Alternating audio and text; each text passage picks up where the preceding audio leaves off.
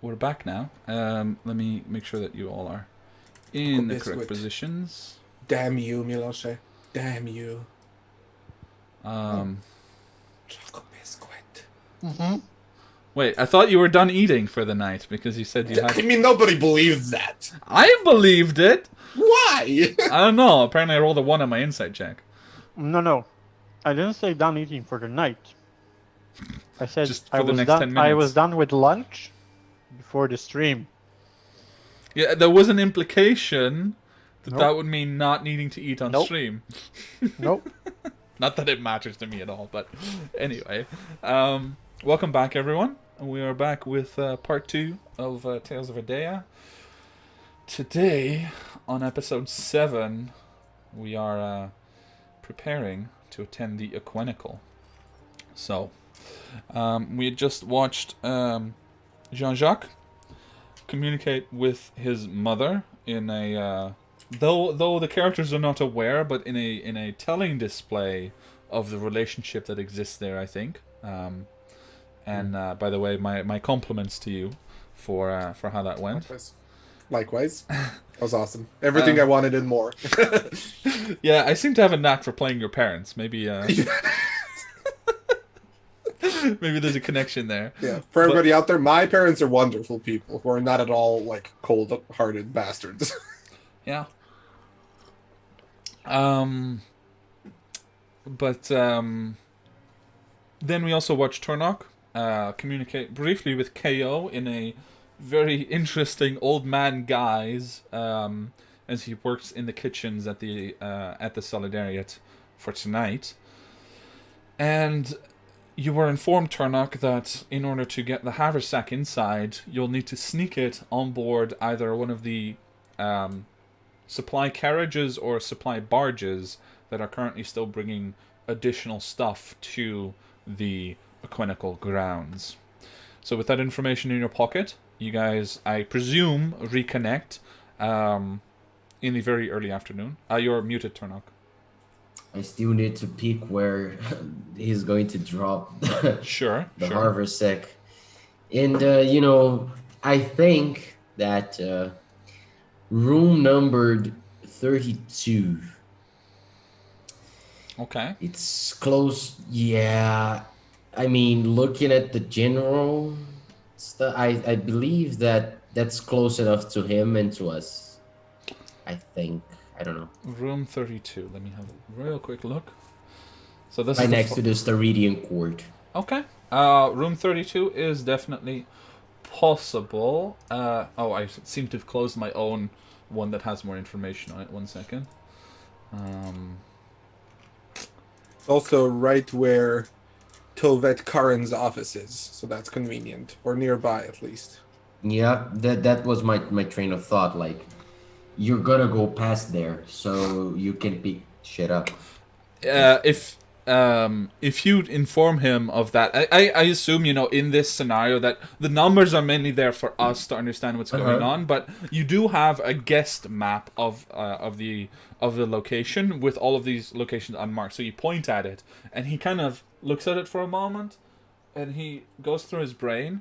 He goes, "Oh, that I believe that office belongs to one Lady Sordenbrand." Seriously, you picked Sordenbrand's office. Out of 75 options, you picked the office of your employer. No, you just made this up No, right now. There's no way. No, if I could, in a very short amount of time, black out all of the other information on this overlay, literally, I'm reading here. Number 32, Office of Lady Elena Sordenbrand. Perfect.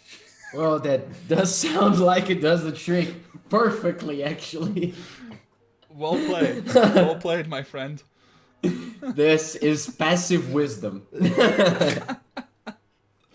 Oh, man. Okay. So yeah, Lady Sordenbrand's office is the one that you choose. KO nods, and he's about to slap you on the shoulder like he usually does, and he catches himself so that he doesn't look too energetic. And he looks at the map one more time, nods to himself, and you see him kind of hunch over a little bit more, shiver a little bit more, and actually he very briefly, he has a bit of sweat on his brow just from he is working, and this also takes effort, and he actually wipes the sweat a bit, and he just waits for a moment, and you see, in the cold that it starts to kind of bead over a little bit and frost over, and then with that, and especially with the frost a little bit in his beard, he nods to you. All right, we're done here, right? Yes, we are. See you later. Be careful. And he turns over. He turns around. And he says, "All right, and then I will see you soon, son." And he just waves, and he starts shuffling over back to the, back to the Solidariat and into. And I'll the rush back. I'll rush back. Like Okay. I'm not gonna walk, I will say you guys probably find each other again at the Stormcrow. It's an easy enough meeting place, and it's fairly central compared to Lord Storm's, which is kind of a little bit more out of the way. Yeah. So is everybody there, including Janjak? Everybody? Yeah, I would say so. Kor, Barnak, and Tani probably never left and just have been kind of relaxing, playing cards or dice or whatever, and enjoying themselves. Okay. So I just turn to them and I say, so, we are hiding the harbor sack, which Master KO already identified previously, so he will have no issues actually recognizing our harbor sack. And what we need to do is to actually sneak it into one of the barges, or one of the, what's the name again, Kevin? The other thing? Supply carts, supply carriages. Yeah. The supply carriages, and it needs to mingle amongst the other normal food supplies or party supplies, and he'll sneak that inside to us in a room right next to the Steredian port.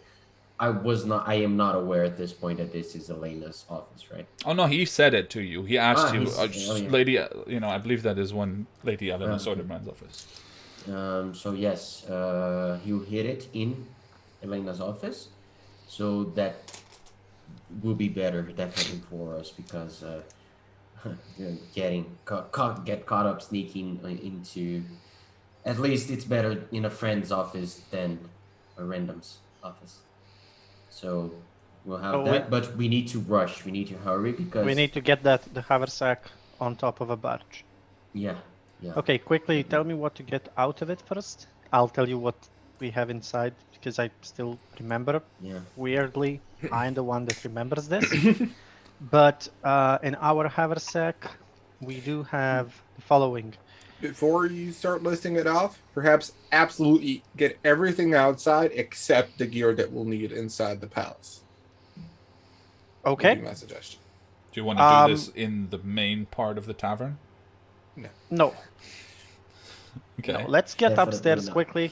Do it That in seems our like- room, and then, yeah. I mean, we don't have that much in there, really. We do some of the things. That's a nice noise. Yeah. So There's a lot of gold in there. What the fuck? Yeah. Y'all have been getting So- paid. Yeah. So we'll get all of the things out and then only put our equipment in. Okay. Can you please send me the list of everything that you're taking out? And just send me the list on Discord, please, and tell me where you're Yes. storing it. Oh, and we have the sword and the scabbard. What was the name? Oh shit. The Oh, You didn't write that down. shit. I don't think I did. Yeah, the last... No, we didn't write it down. I because believe we you didn't had the put it in. scabbard of Sahandrian and the and sword the sword of Kohandrian, Kohandrian. Yeah. depowered. Let me... You are a terrible haversacker. You should sack him. Come I'll on. have to. I was right there. Which one did we say? Scabbard of? Sahandrian. Sahandrian. And And this sword is the of last time I Kohandrian. can correct you on this, because from now on I will forget if you haven't written it down. Yeah. And if I Yeah. forget, then it doesn't exist. Yeah, scabbard and sword of I have it written down, but Oh.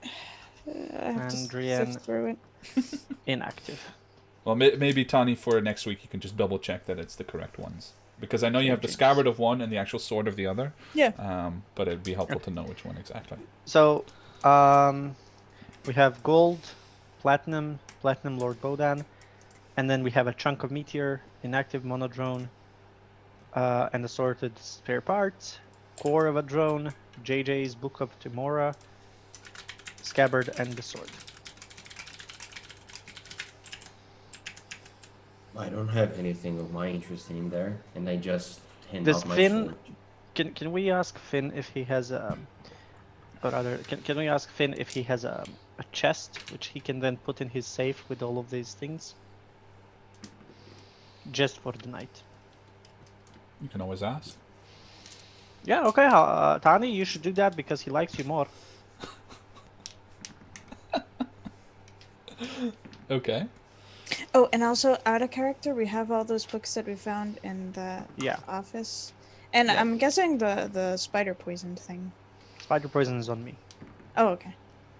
It's too You're not possessive. sharing. Yes. It's my Okay, poison. Okay.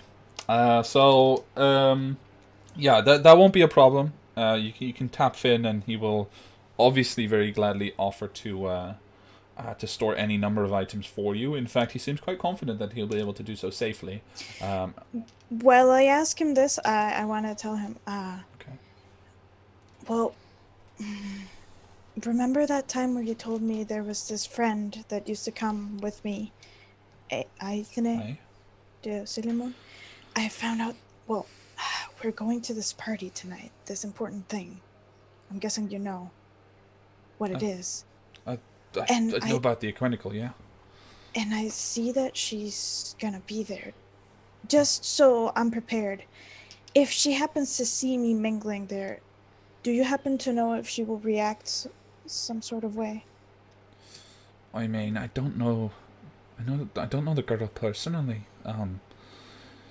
Yeah, but I remember you told me that I told you that I should never let myself talk to her, or... Well, yes. You told me not to let you find your way back to your past in any way possible, which included talking to her. But I don't know.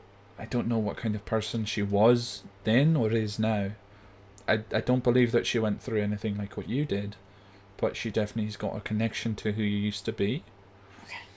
And I guess I'll see. If she happens to see me... I doubt she's going to react very publicly. Okay. The Clinical's too important, and I reckon she'd probably not be too keen on revealing that she's had associations with, well, the things that you know about your past already. Oh, I hadn't thought of that. Finn, thank you so much. That's true. You know, with old age comes wisdom. That's why I've got, like, a little bit. Okay.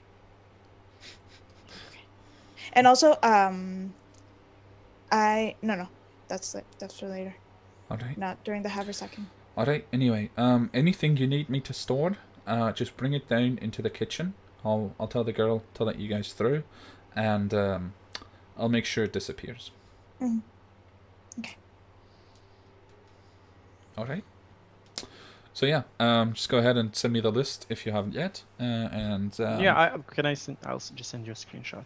No, that's Yeah, fine. I can look at it, but as this, this is happening, and I'm already getting myself ready for the thing, right? My formal clothes and shit.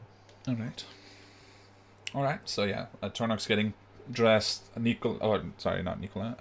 Jean-Jacques. Wow, that's the first time in like 3 years that it's happened the other way around. But Been a while, yeah. yeah.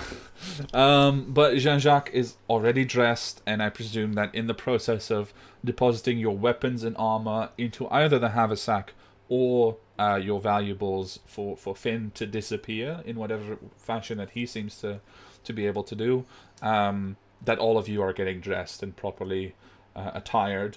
The big question is, for me, how do you guys deal with Kor's armor?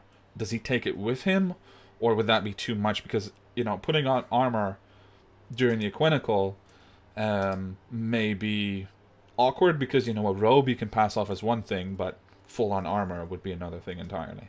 I don't think so. That reminds me, what about our armor? Like, for example, I think, leather armor. That would be up to you. Yeah, we were not Would it- considering that you know. Yeah. Maybe your fancy garments can be made out of leather. Well, it's too late now, though. Do you think? And I'll just like try the armor on and then the robes up like on top. How do I look? It's really tight, and you kind of stand like completely straight because you feel like if you start moving, that the very fine cloths and everything that's been woven into your formal wear might tear. Yeah, unfortunately, you guys didn't specify when you were having it made that it needed to fit over armor. Yeah. Yeah, let's not. Yeah. Let's not. No armor then. Perfect. We're not looking for trouble. Remember that. It's even better that we don't have our armors. Otherwise, we Trouble might usually get finds more us. compelled. I will say Core maybe throws this into the group. Okay, so we don't have to wear them, but we could still put them in the haversack in case we need them for a really bad situation.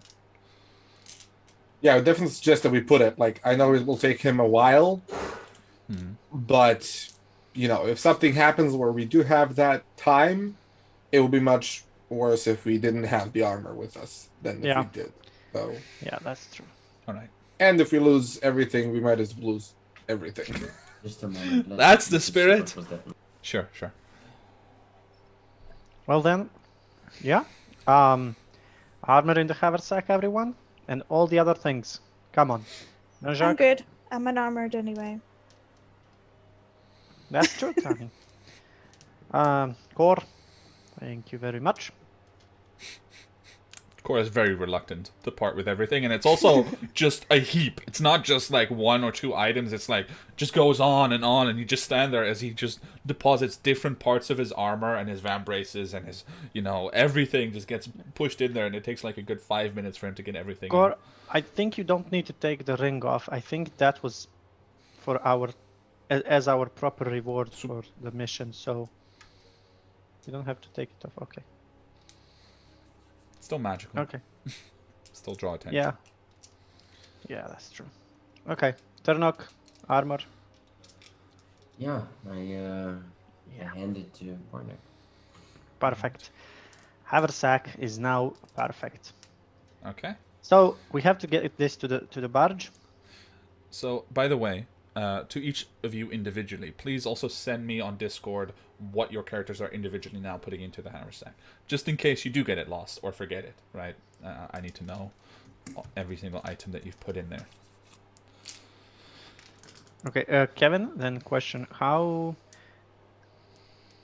do people look at normal like vials or normal bag of coins or signal whistles, or just flasks in general, normal flasks without Or signal whistles, as if that were a totally normal thing to wear with oneself. And Let's put it that way. Or let's put it this way.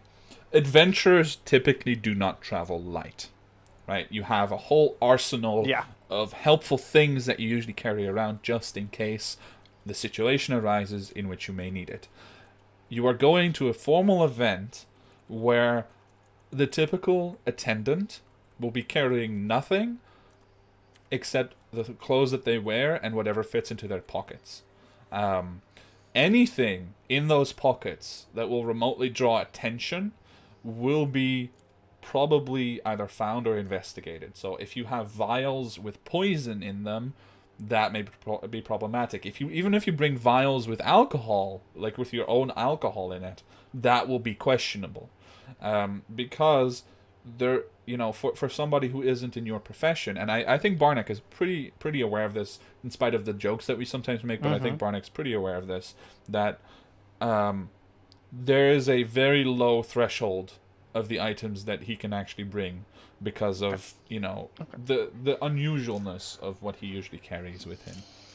Uh-oh. And Tony was planning on sneaking in her gloves inside of her pockets. I mean, she can always try. It's not that you can't try, right? I'm not telling you guys don't do this, but now she's wondering, would they know it's magical? Would they know it's gladiator's gloves? Jean-Jacques would ask Remy, does he, I explained the plan to him. Like, what I wanted to do is, like, slip that poison into the drink of Atticus Hope. Oh wait, that's what you wanted him to do. Yes. No, he's What did you not going to think? be with you because this is where you part, so that he can go to his transaction and get you the money for his protection. Oh, Sorry, I should have I thought he clarified was going to be this. present at the thing. No, he's hanging Okay, out then. right now, but after this, he's gonna be. Then I will ask him to deposit maybe the haversack onto one of the barges. I think that would be a good thing for Remy to do. He's probably the best at doing that. I tell Can the you party. roll a persuasion check? Oh, okay. Well, I would first tell the party in case anybody Okay, yeah, objects yeah. to that. I mean, I could probably do it, but if he does it, that would be better. Give me more time to get into these form of fucking clothes. So- They don't feel good, people. They 22. don't feel good. 22. Okay. Yeah. No, he will agree. He takes a moment to think it over. You can see him kind of plotting his own route in his head. Right. He has business to attend to now. But he nods. He says, "Yeah, that's roughly in my direction. Not a problem." All right. Thank you. And then we will meet up afterwards. Um. I mean, Oh, how you were else is he asking gonna him. pay us? Yeah. No. Tomorrow morning, right? Yes. Definitely. Here. I'll be here. I should be Right. here tonight already, but, just in case. I will definitely be here tomorrow morning. And just to clarify, you're trusting the thief that you have been protecting and do not like with all of your most valuable magical items and the haversack. Well, I'm just checking, right? Just I trust confirming. him. I don't know about the rest. But yeah, I think, it's my question to the group is that because it's fine. Jean-Jacques? Nothing wrong with that. Jean-Jacques, question though. Just a small question. He tried to kill me yesterday. Well, 2 days ago. Well, he was mind controlled by a mechanical beetle. Yeah, but if another mechanical beetle gets to him, he'll mind control all of our stuff away. We'll just say bye-bye to our stuff. I mean, You know what? I trust you. Okay. And I tell that to Jean-Jacques, not Remy. it's Also, just Kevin? I'm just thinking like it will be hard. I thought he was going with us really, so I don't know. You can still change your plan now if you wish. Remy? so. Will Yeah? you take this and have it ready for us when we need it? Will you do this for us? What do you mean have it ready for you? I was supposed to drop it on a... Well, will you drop it off where it should Yeah, be and yeah. not look inside and not take anything? Look, and he holds up his hands and he looks more earnest than you've seen him. He's like in a business mood, right? Like he's kind of trying to really be his best at the moment. So he looks around and he looks at Turnock especially. I don't know if any of you have any magic to determine truth or whatever, but apply it to me. I will put this thing exactly where you tell me to, and I will make sure that it's there for you tonight. That's it. Okay? I will not fuck around with it. I have no interest in what's inside, because that is my friend, and he points to Jean-Jacques. That is my friend, and I promised a thing, and I'm going to do that thing. Okay? That's it. I promise. And he Yeah, looks and- at Barnack, he looks at Turnock like, am I lying? Is he lying? Feel free to make an insight check if you like. Fucking Remy. I'll shoot him Never in mind. his face. Yeah, you probably have disadvantage on insight checks against him, just like he has on you. yeah. Yeah. Yeah. Twenty-three. Would be Sorry? worse. 23. Okay. Oh shit. And Barnack? 16. Okay. Both of you stare at the little halfling thief who has recently aggravated pretty much every single person in this group and jammed his dagger into Barnack's neck. And you find no reason to doubt him. In fact, he seems to be very, very genuinely trying to convince you that he means to do nothing but help you in this endeavor. Yeah. I'm not going to say anything like Okay. because I don't want to trust him, but after really being able to trust him and not being able to detect anything different coming out of him. Like, I'm just going to remain silent because I just wanted to threaten him right now, and I don't think that's the right way to go. Yeah, it might sway it in another direction. Yep. All right. Well, sure. Okay. Jean-Jacques, it's on you. Yeah, I mean, the successful conclusion of our plan is on me. Love it. Yeah. Well, technically on me, Absolutely love right? But I'll go drop it off right now. I mean, there's no Yep. reason to hang around here, and I'm pretty sure where I'm going, I'm not going to be in that much trouble, so should be fine to split ways Alright. here. So you know which barge to put it on. One that's going to the place, right? I've done this kind of business before, yeah. Slip it into one of the barges or Okay. carriages, you said, right? Going to the kitchens of Alright. the Chronicle, yes. I'll do you even one better. I'll make sure to watch it to make sure that it's picked up the way that you described. And if it's not, then I'll try to get it back, or I'll come and tell you if something goes wrong. Good? That is amazing. Thank you very much. Are you going to be okay? Yeah, I'll be fine. We haven't had any trouble the past few days, which is surprising. And you see him kind of look around. But yeah, no, I should be fine. As long as nothing invisible comes to kill me. You know. Yeah. As long as, yeah.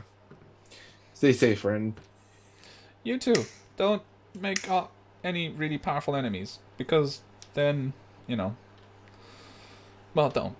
And he, looks around a little bit. There's definitely an awkwardness because he's not friends with anyone else. And then he heads over to Jean-Jacques and he just extends a hand quickly up. The haversack kind of slung over one shoulder.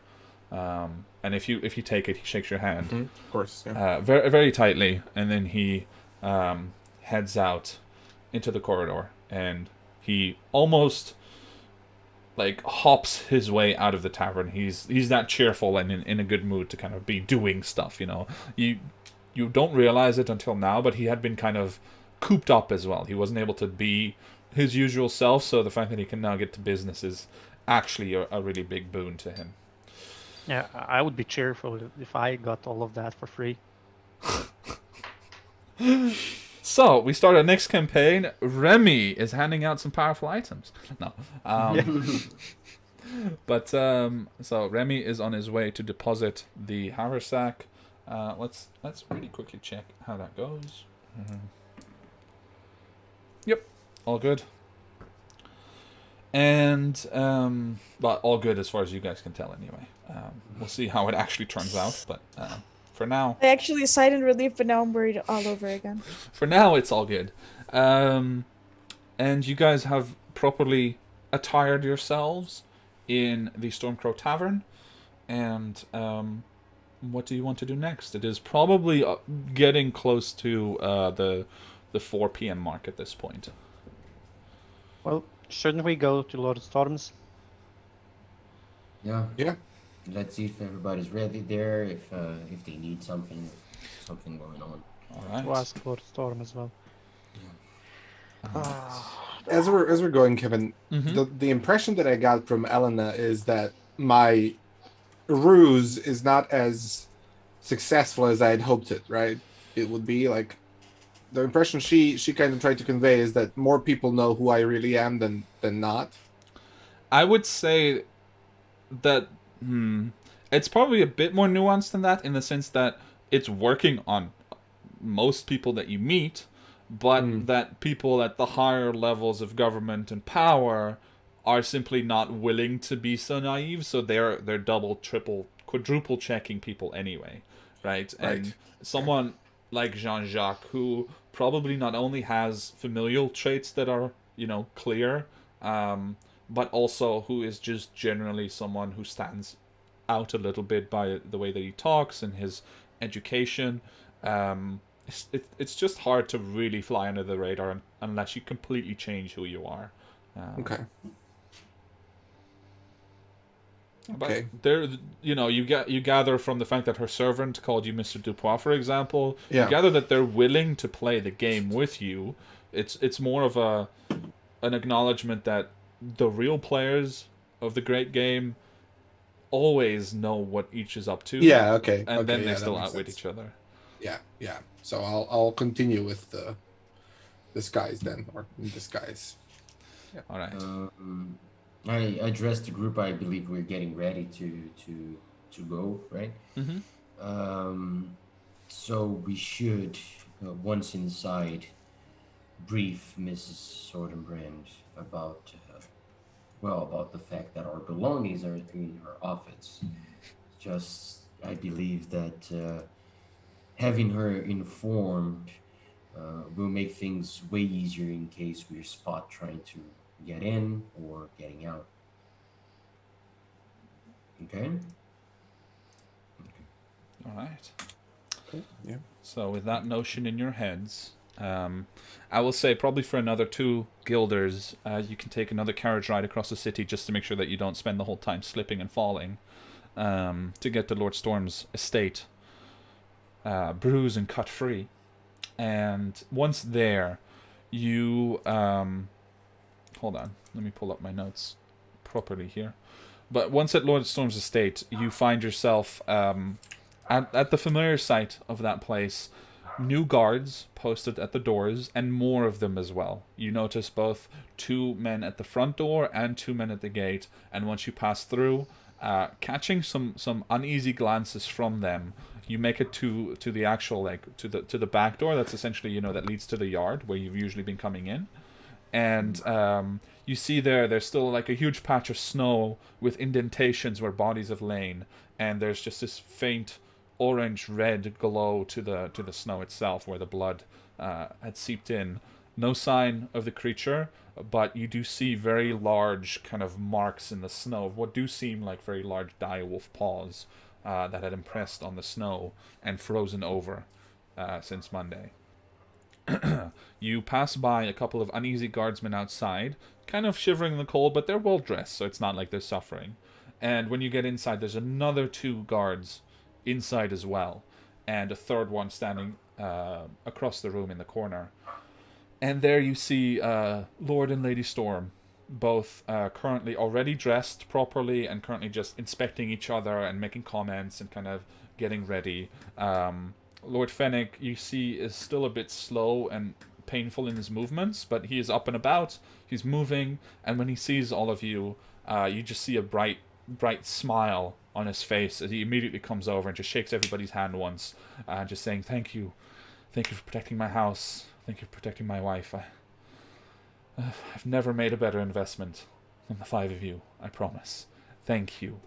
And maybe he comes to Turnok as the last one, and he just kind of shakes your hand even more tightly and just goes in for a really quick hug. He attempts to anyway, and then he realizes what he's doing, and he kind of lets go. He's like, apologies, but thank you. I will try to see if I can finagle a bonus for you, because this has been exemplary service so far. But please come in. Apologies. Rhaenyra, they're here. And she just kind of smiles, indulgently. And they both, line up. And she continues to kind of, improve little things about his attire, making sure that, the scarf that he's wearing is properly done, and that his hat is on the right way and stuff like that. And you can see he's dressed in a sort of... It's kind of reminiscent of the Black Hat outfits, actually, but, pure formality. There's no armor, there's no actual aspect to it like that, but it's a sort of imitation of what a nobleman would think a military uniform looks like. And he looks very, proper. He's got, like, a very nice, puffy beret, and he's got, like, a single feather kind of sticking out towards the back. He almost looks like a musketeer as well. And she herself is just in a resplendent, very sky blue dress, but very warm. You can see that she wears like a very thick, extra warm cloak with fur in it as well. And they're both just, fussing over each other while Lord Fennec looks over to you guys and invites you in. I'm sorry, Kevin. No, please Just go for ahead. the sake of imagination, I just wanted to clarify how Turnok's portraying from now to the Equinical within the Equinical. Mm-hmm. For now, it looks like almost like he's practicing, right? Like trying to assume a posture that not usually the one that he has. So he's trying to be more polite, and what he's trying to accomplish is have that posture of somebody who owns the room, who usually is the posture that noblemen assume. But what he accomplishes is he's the literal what we call in Portuguese a spades deuce. Like he literally means nothing. Like he blends perfectly with the crowd, but it's almost clumsy, the way that he does it because Okay. yeah, because he's not the most charismatic person, but he's really used to these sort of situations. Okay. So it gets the opposite effect of what he was intending to achieve. Okay. Okay.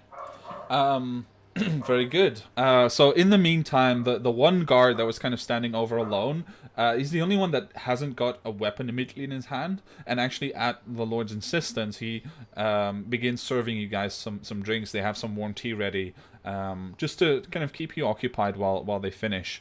But it takes only a few minutes before Rhaenyra, just kind of pats him on the shoulder a little bit, gives him a kiss on the cheek. He returns the favor, and then she disappears into the bedchamber still to, do something or other. And Fennec just very carefully, he keeps his doublet perfectly aligned and then seats himself very properly, back straight, just wanting to not mess up his outfit and everything. Which you can see is probably going to happen anyway because he still has a very thick cloak to throw over it later. But as he seats himself with you guys around the table in the living room, he looks over and he says, "Gosh, really, thank you so much. I'm sorry about what happened. I don't know what happened, but Rhaenyra has been filling me in for the most part, and of course the inquiry from the Black Hats has been illuminating. But I do regret that I haven't been able to talk to you more about tonight. I wish we'd had some more time to prepare. But of course I understand that you had more business to attend to as well. But perhaps, should we quickly walk through everything?" Yes, that would be very good, Lord Storm. We also apologize for not making ourselves more available, but the turn in events was a bit unexpected. So No, of course. I completely understand. And in fact, it's given me some time to think, and perhaps asking you to sniff out everything without any indications was a fancy for a fiction writer. And I would like to. Do you have the documents that Rhaenyra provided you with?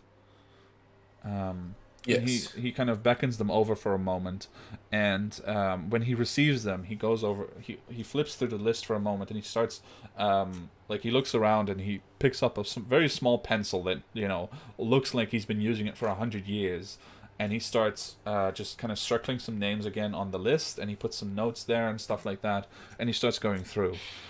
All right, so as you can see here, I've given you some information about each of these people, but the truth is that there are only a select few that I suspect could really have been involved in this matter as decision makers. Others may have knowledge of these things, and that's why you can see their associations here, either on the political front or on the actual commissions or committees that they work on. But if you need people to turn your attention to, it would be these 5. And actually, and he kind of flips through, and he pauses on the last page, and he bites his lip, and he looks at you, Jean-Jacques, very intently for a good 5 seconds. And then he puts a circle around, and he says, "I do apologize, but you indicated that you had some familiarity with Mr. Jean-Pierre. But I may have some reason to suspect him as well. I do apologize." no need to apologize, Lord Storm. Game of politics is a complicated one. Will That not it hold is. you against you. That it is. But I will say, my indications in that direction are fairly slim, although all of them are fairly slim. But anyway, let me begin. So, first, the one that you should look for, Edeah K, the former director of the Advanced Science Directorate. In fact, Edeah was one of those who founded the Science Directorate back in the day. and well, they were very, very well respected, still are in many circles, but Edeah was the director during the time when the Science Directorate was engaging in some less than pleasant experiments, and especially experiments that were not to the liking of the ethical standards that we like to adhere to in the Republic.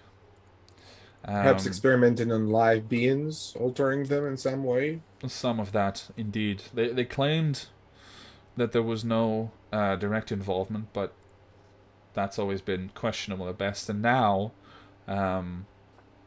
well, as I understand it, they may be a bit of a black sheep in the larger assembly, but they still wield a lot of power within the directorate, and they may have heard that if I am appointed to the budget committee, that well, I'm not in favor of funding that directorate in its current form anymore. In my opinion, it should be completely overhauled. But I digress. I don't mean to bore you with the actual politics, but they may have a very good reason, since I am technically a threat to their baby. Next, I don't know if you've ever met him or seen him, but Belmont Sonorius is a very impressive person, and well, he has been sort of the figurehead for the Black Hat Commission and its many failings. And I have made it no secret in which, in the case that I am appointed to the appropriate commissions, that I am not in favor of that experiment continuing. I don't see why the old guard, and he gestures to the guards around the room, I don't see why they do not suffice, and why we cannot rely on the expertise of incredible people like yourselves for anything more difficult. So, and you should also know that Belmont is a very, very passionate person, which I respect him for, but he can be sensitive about the commission, and sensitive about people trying to take away what he feels is his, since he worked so hard and he believes in the dream of a republic in which hard work pays off. Next, you may have read her name in the newspapers, but Lady Sordenbrand, are you familiar with her? She is the she has the main seat on the committee for the unsold, and unfortunately, it's not really going anywhere as far as I'm aware. And word has it, it's failing, and that she was so committed to her work that she scared her husband off. I know I don't like to peddle such rumors, but these are difficult times. In any case, I've always kind of wondered why she's so obsessed with the unsold, but regardless, it's a matter of the past, and you know, I'm definitely not in favor of that sort of frivolous spending and manpower being used for something that likely has no solution regardless. So, with that awareness, and Lady Edeah is a formidable opponent in the arena, I would not put it past her to have involved parties to simply delay or prevent my appointment to any significant positions. Sorry, I'm just prattling on. Any questions so far? Anything you want to ask me?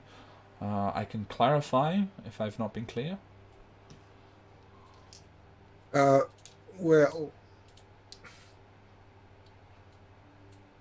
no, I don't think there's a question. Just wanted to say that we will investigate, of course, every avenue, but I would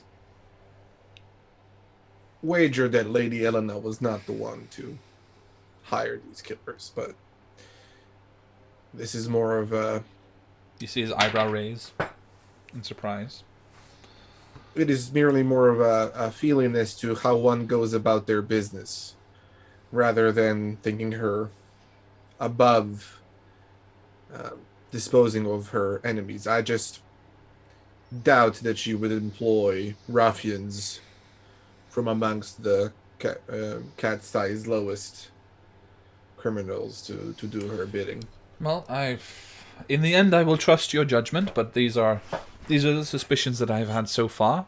If that is your conclusion, then I will accept that, as long as we do come to the actual culprit. So we'll do our due diligence regardless, but well, there is also Clementine Selman, the Judicial and Ethics Standards Commission current chairperson, JESC, we like to call it. But it's a bit hard to read, but I've understood from some friends that they are not too eager or not too happy with my comments regarding the corruption in that department in recent years. And frankly, I'm quite happy to hear that those comments are making waves, but if that corruption is true, then there's nothing to say that they won't be above eliminating me to silence the critic that I am. And you can see, like, he's kind of puffing himself up. He feels very proud of himself, of these things, and it's definitely a sort of awkward bragging as well, to be going through this exercise and him kind of pointing out the people that he's upset and that he's opposed to, but there's definitely a sort of pride in it because he feels that he has the moral high ground. Well, next, Mr. Philip Grundig.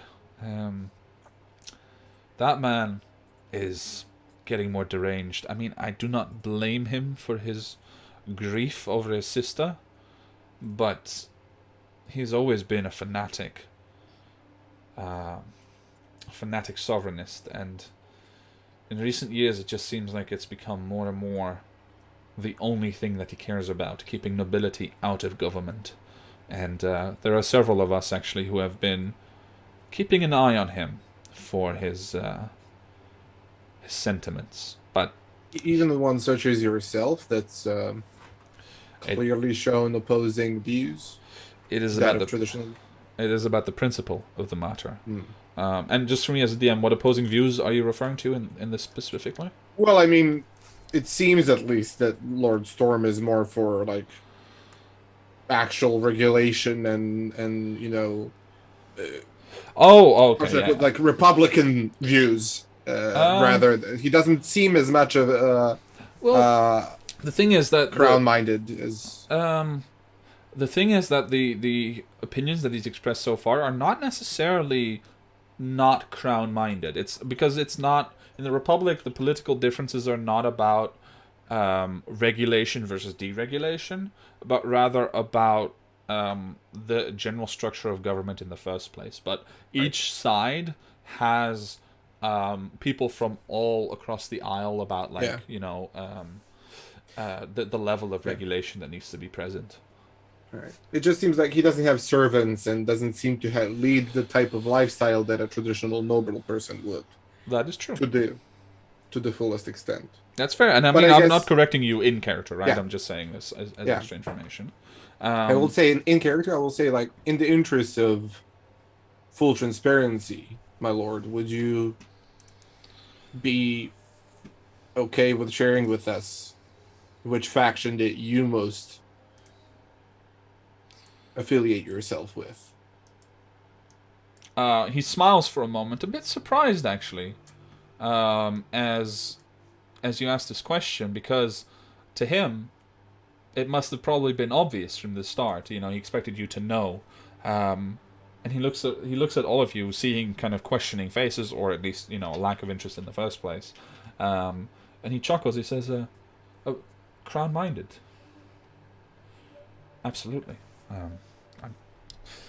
I admire what our republic is, but it seems to me that many of its problems could still be resolved more easily if it were organized better. In any case, and he just goes right back to the subject at hand. If I may smiles pleasantly. If I may ask, Lord Storm, you said Philip Grundig? That's right. And Is his wife Lady Esther Grundig? No, that would be his mother. His mother. Yes. Okay. And his father, Lord Franz, or Franciscus. Okay. Thank you. Not a problem. Did you want to ask me more questions about them? I know them. No, A no. little bit. I just saw their names here. Very well. And finally, I mean, there is your family member, if I remember correctly, Jean-Pierre? Extended family. Extended family, yes. Now, I don't rightly know why, but I have, in several debates over the past week or 2 weeks, I have gathered the impression that your extended family member here, Jean-Pierre, is not appreciative of me, but that one is more of a feeling than anything. But it seems that he particularly challenges me for the sake of challenging me at times, and that is unexpected, I must admit. And any particular pieces of regulation? Nothing in particular. Tax, very, very small tax details, and I mean, he did take me up on the matter of the peace delegation and its formation, but that debate was put to rest when Strauss came over, so I don't know what his feelings are on the matter now. But yes, very fierce. And I'm not familiar with him. I've never met him personally, so to be so direct, was unexpected. It didn't come to mind until I awoke from the blow, but I assume that, at least it should be mentioned, if nothing else. In any case, those would be my suggestions for who you should focus on. Lord Storm, you just mentioned... Oh, sorry, Tarnok. What did you want to say? Lord Storm, I'm sorry to ask, but what would you be able to tell me about Mr. Henry Falkenhaus? The Marquis. Pardon me. Right, the emissary from Ostracia, correct? Yes. Apologies, it's a lot of names for tonight, and I've been preparing some of my small talk just to make sure that I have something to say. And he kind of goes over the list again, and he flips through. Right. I'm afraid not too much. They've been here several times on, as in their capacity as ambassador. I understand that they rushed back following some incident at home, which had called them back for a time, but they're now here again and seem to have integrated well. Ostracia is of relatively little concern to the elite here, so there's not much controversy going on, but simply by virtue of their involvement, or should I say your involvement. He looks at the symbol on your do you still have it on your formal clothes as well? Oh, yes. Okay, yeah. So he looks at the locked heart symbol, and he says, I suppose your countrymen and ours, we cooperate, but everything is peace and quiet on that front, as far as I know. I was not expecting anything further than that, but thank you. Very good. Yeah, and I had a question. You mentioned him once.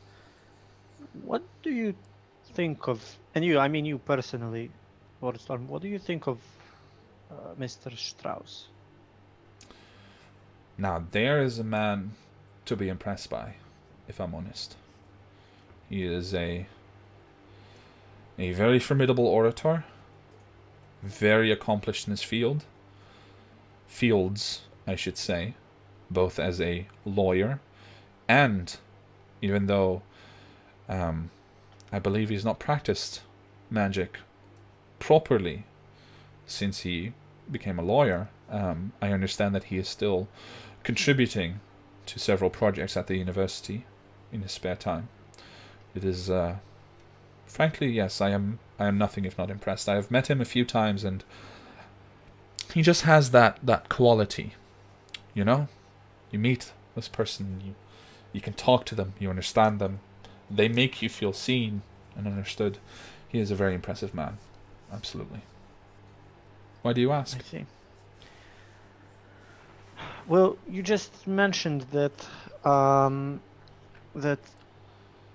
what did you say? You said that s- uh, someone changed when he. Oh, right. You said that Philip Grundig changed a bit when Strauss came along. Pardon? No, when his sister died. Oh, when his sister died. Yes. I see. No, the You- Dollar mentioned that the situation with the peace committee changed Yeah, upon the that exactly. change. Sorry. Yeah. Yeah, when Strauss came along, you said that the peace committee. Oh yes, haven't you Situation been changed. reading the newspapers? Strauss yes. made a very, very impressive play on our behalf, in fact, by well, let's just say that he secured himself some very interesting funding for interesting projects in exchange for his vote on the matter of the peace delegation. Yes. Yes, I see. Okay.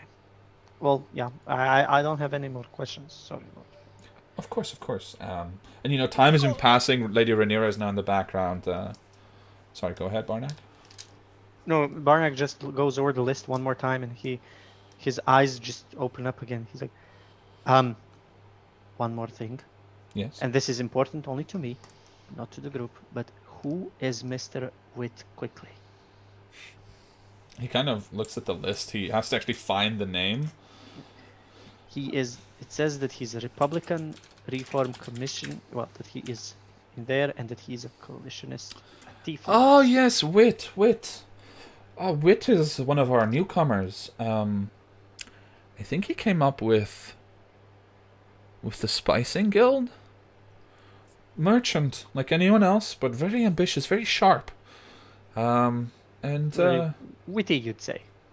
no, not at all. Actually, I think the name is ironic. Just very sharp and intelligent. Perfect. Okay. But yeah, why? Do you have reason to Just- suspect him as well? Oh no, not at all. Haven't met him yet. He looks really confused. Like, okay, It was just a personal favor. okay, sure, not a problem. Anyway, we've been talking for a while. We should get going. I have arranged for a carriage to take us to the Solidariat. We'll probably have to stand in line for the security checkpoint for a good while, but I believe that there are braziers that should be at full power by now to keep us warm when we wait. So are you ready to go? Ready as we'll ever Nice. be. Excellent. So, please come with us. And he goes over to his wife, and they lock arms, and you see, you know, they're both very confident, very happy to be going. All the guards in the house kind of, you know, come over and make sure to escort them at least to the carriage. And you see that a second carriage has been arranged for the rest of you. So you arrive there, and Lord Storm actually turns and he says, "All right, so we have room for 2 additional people in our carriage. I would love for some of you to join us. So who of you will sit with us?" Well, I think it is only fitting that our leader sits in a carriage, and perhaps our international representative. I quite enjoy the weather this day, so I will abstain. Of course. Fair enough, Jean-Jacques. Then Tarnok and I will join you. I look genuinely surprised at that, but I don't offer a retort. I just shrug and comply. Okay. So you you guys get into the carriages, and those of you with Lord and Lady Storm, you spend the time of about 35 to 40 minutes, because it's going quite slowly. It's not, you know, rushing at any high speed. Chatting about the smallest things, mainly Rhaenyra and Fennec just asking you questions about where you've been, you know, what adventures you've had, craziest situations you've been in, just all sorts of questions, and they're basically fanboying and girling all over you the whole time. So is there any particular stories that you wish to bestow upon them in that carriage as you make for the Equinical. Well, Tarnok, if I may, I would like to just tell them something very important. And do you know, Lord Storm, that we actually met a dragon? I believe that one of your colleagues mentioned this at one point, but I didn't have time to ask at the time. What was that like? What happened? Well, it was interesting. The dragon was bound by magic, and we freed it. What magic could We- bind a dragon? Yeah, you could say that we are dragon freers as well. Was it hurt? Was it wounded? And later Rhaenyra kind of cuts in with that before you can even answer. She goes, "What? How did it reward you for freeing it? Did you become friends? Did you ride a dragon?" Oh yeah. Well, I didn't ride the dragon yet, no, but but it did become our friend. It flew off. It didn't eat us. You can see that we're here. It said that we would maybe see each other again. So it was a good dragon. Hope not. What color really was know. it? Well, it wasn't a good dragon, really. It was green.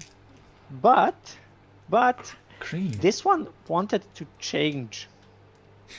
You see, the two of them kind of look at each other, and Fennec whispers It's something. circumstances. And Fennec whispers something to Rhaenyra, and Rhaenyra leans forward and she says, "Well, you know, green dragons are some of the most cunning among them. What did it tell you exactly?" I know, but we have our own cunning here. Everyone was present. I look at them. And I see Shirley. I have no idea what he's talking about. I was not there for that. I literally right. don't know. That's how actually that true. happened, He wasn't in there. what circumstances, and this is the first time I'm hearing that too, and I'm as surprised as the both of you. Well, have you Okay, ever that is- heard of a dragon? A green dragon that means to change its ways for any reason other than fooling mortals like us? Who, me? Yeah, Well, I've heard all sorts of things about Dragon Man. really. Have you heard anything about... Do you know this dragon's name, Barnak? Can you tell us? Perhaps Turnock has met them as well. I don't, right? I don't remember. Because all Dragonborn know all dragons. Yeah. Wow, Rhaenyra. No, because Wow. you just said, I've heard a lot about dragons. I like to feed the fantasy. Like they treat me like I'm a special creature. I'm gonna feed their fantasy. Why not?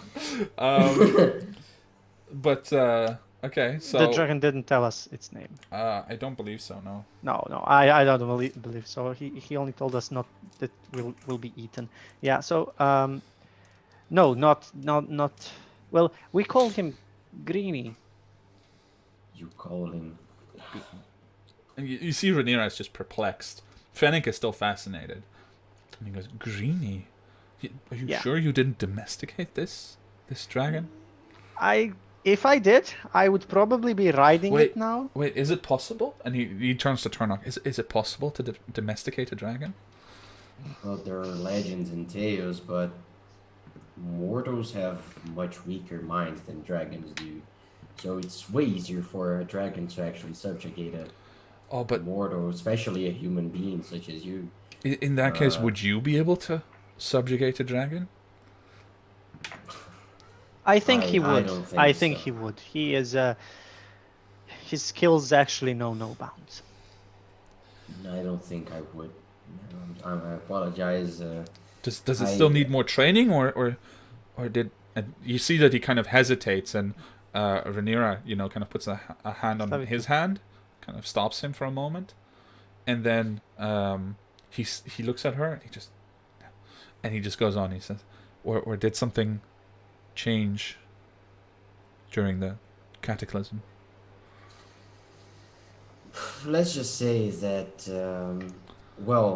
attempting to even begin to try to comprehend a dragon for our kind resulted in what resulted, right?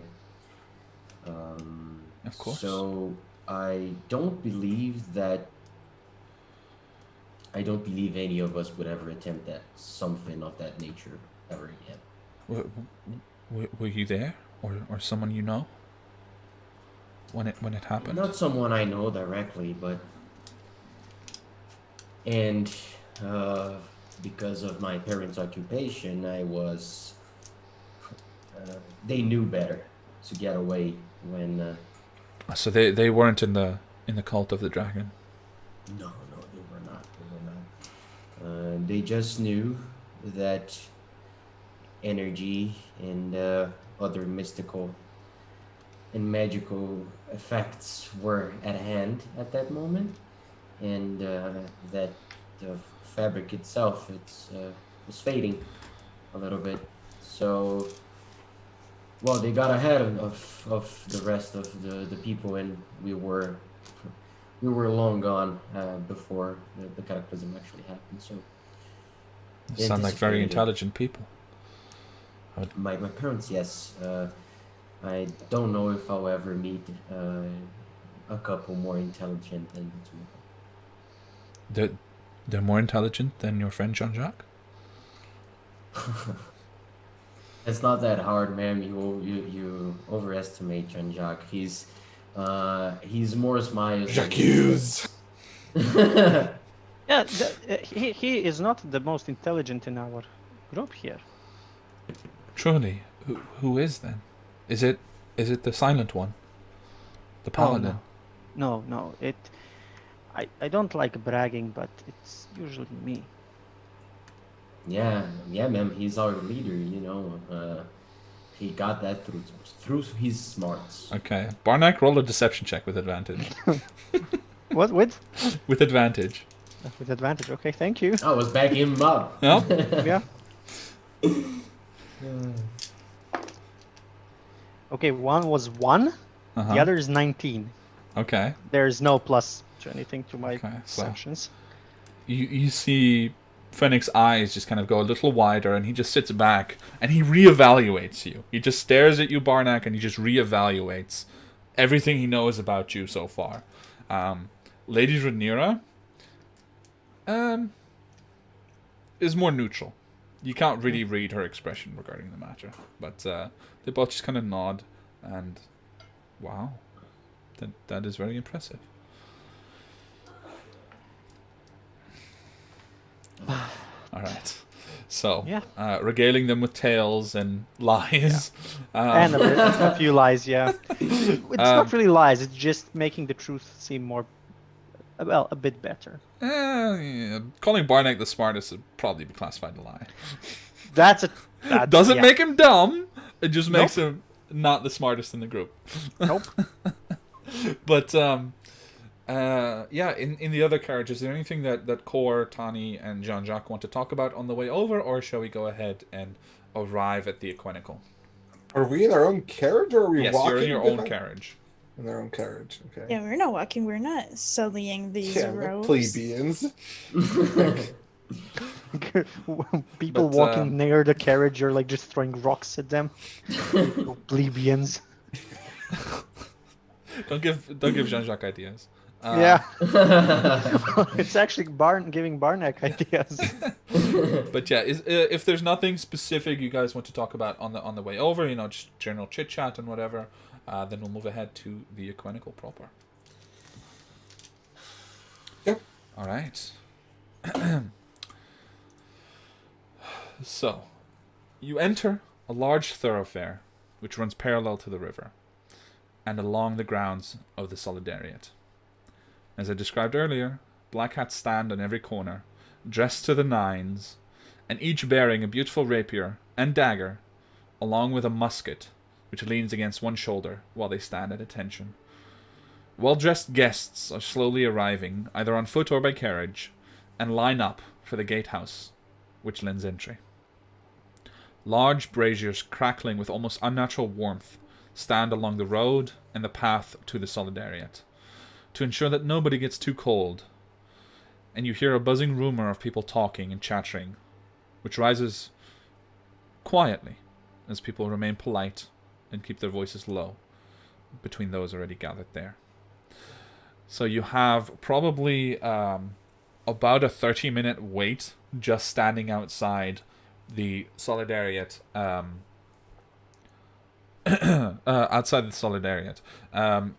As you guys arrive there, there is a there is one of the black hats who looks a bit more in charge, probably a sergeant or something, who actually comes over and he asks, I'm very sorry. I was told to look out for this party. Is one of you Jean-Jacques? I forget. Someone among you? I step out and I say, that will be me. He kind of fumbles for a moment, and you see he pulls almost pulls a handkerchief out of one pocket, and he goes, "Oh no, sorry," and he produces a very small piece of paper that's been folded twice into this tiny pockets. This was left for you, and I was asked to deliver it. I expect that my duty hereby is finished, but I wish you a pleasant evening at the Equinical. Thank you. He bows, he kind of tips the hat a little bit, and he goes back to his position. Inside the note is written only one sentence, and again the initials RB, and the sentence says, "Package delivered. Good luck." Ooh, okay, great. Just give a faint smile and put the note in an inside pocket. All right. You inside check a note. I mean, you can try. The calligraphy's off. He It looks must shaky, be under nervous. distress while writing it. If you have a forensic lab and 3 hours, then please be my guest. CSI Postizia. There's a visual. All right. With the note in pocket, you guys join Lord and Lady Storm in the queue, and you wait your turn until you are invited into the Great Gatehouse, the single point of entry through which large crowds of people can move. And even here, everything's been, there are fences in the way, and everything's been kind of closed down to create a funnel through which only one person at a time can step inside and make it inside. Once each of you is invited into the actual proper main part of the gatehouse, you find yourself in a relatively large open space, large for a gate tower. And inside there are several groupings, and you see there are 3 setups, and you see that 2 other groups of people have already been invited before you and are currently going through a process. So you see on the ground in the space that you're gestured to, first of all, there stand 2 people. One of them in these brownish black robes of the thaumaturge, which those of you who are familiar with Postitian security, you know of them. You've not seen them up close like this before. They're usually, reserved for high-level, high-profile security of the state, specifically. And next to them stands a man in the official armor of the security of the Solidariat, which is essentially a sort of Capitol Police. But he stands in this formal armor, and you see that he also has a holy symbol of Tyr on his chest plate, and you gather that he is a paladin as well. You see before the paladin is marked off with very simple markings on the ground, a roughly 10 by 10, well, no, not even 10 by 10, 5 by 5 square, and you gather, even those of you who don't have a natural affinity to magic, you feel the twinge of magic in the air, and you can see almost out of the corner of your eye this vague greenish hue that briefly invades your perception, and then as you look at it, it goes away. But there's just a pervasive air of magic throughout this place. When you arrive there, the person in the formal robes looks at each of you and kind of pauses for a second and says, "Okay, which of you will go first?" And you see they produce a rather large tome, which seems to be a ledger of some kind, into one arm, and a pencil in the other. And you see that there is a list of names that have been taken down from people that have already entered. Please step forward. I do. I step forward. They gesture for the square and immediately instruct you, simply let the sensation wash over you and surrender to it. Okay? So you step inside and you feel an effect, a spell effect, take hold. And a zone of truth applies to you. Do you actually allow it to happen, or do you still try to resist it? I allow it to happen. Okay. So they have a brief moment as they wait, and the person speaking to you kind of pauses, looks at the paladin, and then looks back to you, and they both nod. And the thaumaturge goes, "Very well. Can you please state your name and reason for being here tonight?" AKA, who invited you is probably the more accurate question. My name is Kukenundok Wulksan. Kukenundok Tornok Wulksan. You see there's a brief hesitation, and they just go, "Could you spell that, please?"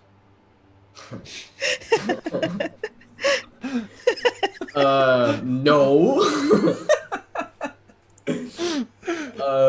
Oh my god, I don't even know. I don't know how to spell it. I have it written down because I have no idea how to spell it. Wait.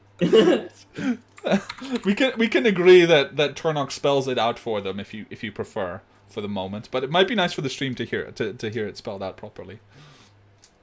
I'm just looking for it in and I'm not finding it in my notes, like my PC notes. Wait, just a second. I will find it, and because I do want to spell it out.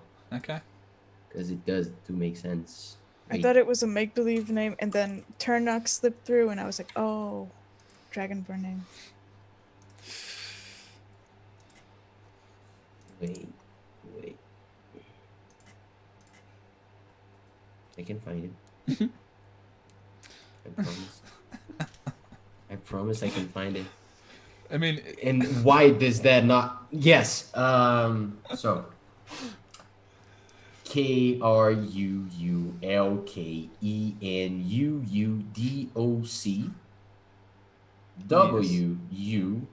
WULSKAN. Kukenuldak Wulsan. they hold it for a moment and then just turn the book around for you to see. Is that correct? Yes. Perfect.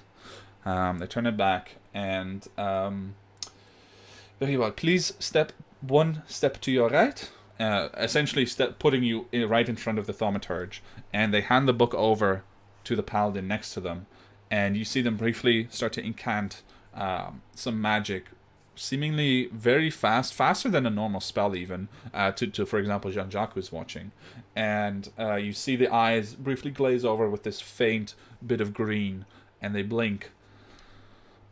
Now can you please tell me, do you have any magical items on you that I should be aware of? Or any items that may be a danger to yourself or others? I just remembered. Yes, I have a magical item on me. I have the headband of intellect. Ah, okay. She looks at it, or they look at it. Sorry, and And make it easy for them to see, like that. It's yeah. There's a brief frown. Can you produce the papers for this item? How silly of me. I forgot about those. Because I actually forgot that I was actually wearing it. I got so used to it. Would you have some place that I could leave it and get on my way back? Oh, absolutely. This wouldn't be a problem. You may hand it over to me, and I will give it to my colleague. And they point to someone to their left, and you see someone standing essentially in the middle of several large crates. But the crates also look enchanted, and you gather from the way that this person leans into some of them and places things lower that they've been enlarged to hold any items that are being confiscated here. Yeah, so I just hand it over, and Okay. I feel it must feel funny to take it out, right? After having it on for that amount of time. Yeah. Uninterrupted. So from my understanding, what is the difference in intellect score that you experience? Let me just check. His head explodes. It's quite a bit. It's quite a bit. It's more likely to implode, I guess. It's like very- when you're it's when a very stick good. of RAM just suddenly dies on you. Yeah. So my natural intelligence is a 14. Oh, And okay. it goes up to a 19. Yeah. With the headband. Yeah, so it's a weird sensation because your awareness doesn't change. You actually become aware of the way that you look at the world a little differently, but you can't place it and you can't properly, understand, especially not without the headband, understand how it actually functions. So you put it off, and it's just a bit of a. Yeah, it's just a bit of weirdness, that you don't feel quite right in your skin at the moment. But you hand it off. The item is placed inside one of the crates, and the thaumaturge briefly scribbles onto a pre-made note your name, and rips off part of it with a number, hands you that, and then places the other one with the item. I have that very, very well taken care of inside of my clothes. So yeah, you have essentially a what's it called? A DM's question right now. Sure. I think I could have cheated my way out of this. I think that I haven't mentioned you would have not remembered it, and I literally remembered when you asked. Potentially, yeah, but that is your duty as well, right? To get it right. So Yeah. I will I'm say aware. this. I will give you an inspiration point for the fact that you remembered and told me. I'm maxed already. You're maxed? Use some of Yeah. them. Oh wait, there's nothing to roll for. Yeah, and I don't. My rolls. True. Okay, well then unfortunately that goes lost, but you have my compliments at the very least. All right, so you are free to go. In the meantime, Lord and Lady Storm have also passed, and the next person is asked to step forward. So who's going to go next? This will be easy, of course. I'll go. Please step forward. I'm in the spot. I actually tell them that. Okay, so the paladin actually kind of... Could you please step a little bit more to the right? Good. Sorry. Good. Now, let it wash over you. Well, my colleague will do the rest, but... Yeah, I know that part. And they just kind of look amused, the thaumaturge does, and says, yes, please let it wash over you, and it will cause you no pain, and simply answer my questions truthfully. So does Barnack actually allow it to happen? Yeah. Okay. So you enter the zone of truth, and you are asked, what is your name and your reasons for being here, aka who invited you, and why? My name is Barnack Stoneheart, and I am here as an escort to Lord Fennec. There's a brief pause, they look over. Excellent. They write down your name, hand over the ledger again, and the same slight green glow comes to the eyes, and they blink. Do you have any magical items on you, or items that could be used to harm yourself or others that I should know about? I will ask you, Kevin, this because this is the only thing I left with me in my pocket. Not a cutlass or something. But before I tell you what I left, I have another question, and that is Sundrop. Is that Okay. considered magical? Like, would Yes. that? Yeah. Okay. So I would probably know that it's a magical Mhm. drug, so I would leave it. But the only thing that I have on me is a pouch.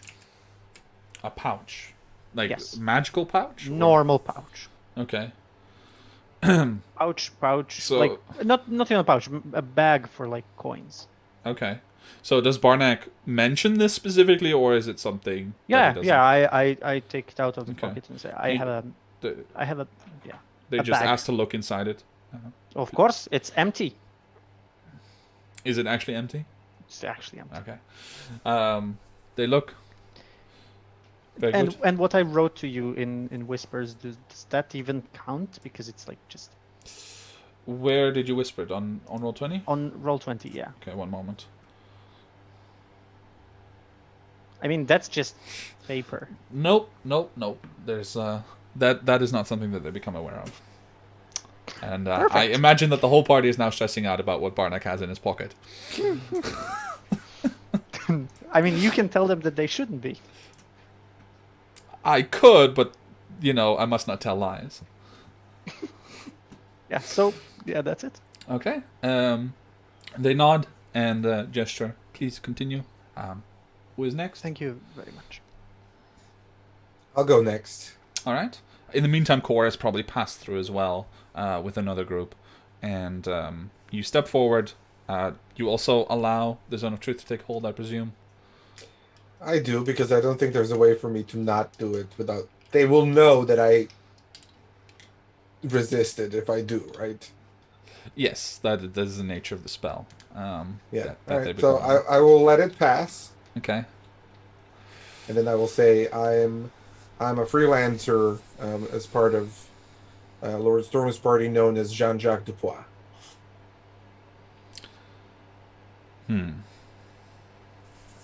Let's see if they ask. That was super nice. That was super nice. Well, we'll see if they notice. No, They, but it- you did it the right way, at least. in the hubbub, they simply write down Jean-Jacques Dupois, not registering the duplicity in the statement that you just made. They nod, and indeed, there is no deception at hand. The ledger is passed off again, and the eyes go green, and there's a brief moment of like, oh.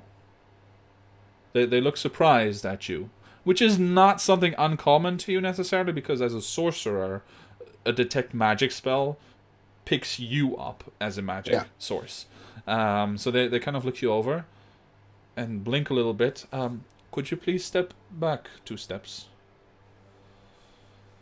Is something wrong? No, but your aura is... It is very powerful, and...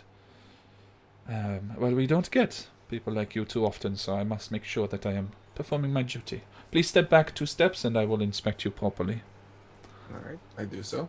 Okay, so it's really awkward. You kind of have to step out of the format of what's going on, and this person starts kind of walking around you, stopping people from moving through, and generally just making this kind of an awkward moment.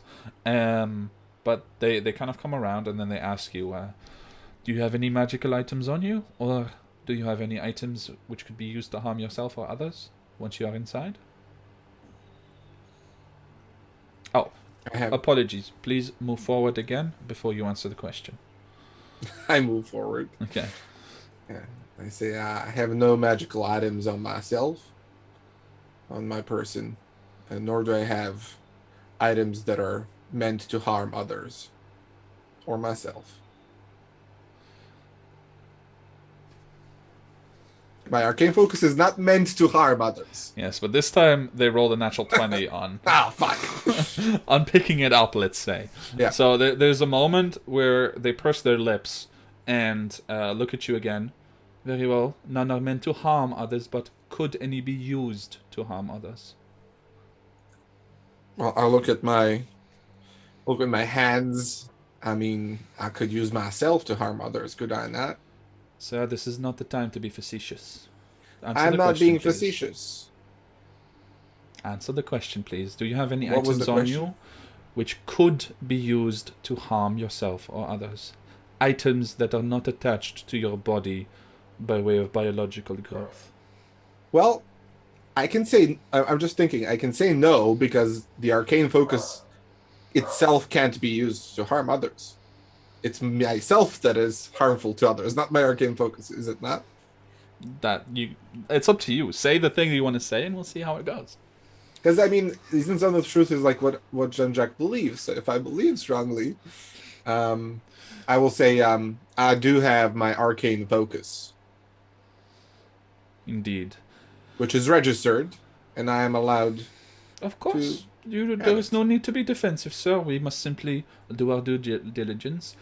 The final question in that case is, do you have any intention of using this item in any efforts to harm yourself or others tonight? I do not. They look, get a nod. Very good. They lean forward a little bit, conspiratorially almost. Next time, Do not worry so much. I am simply asking the questions I must ask.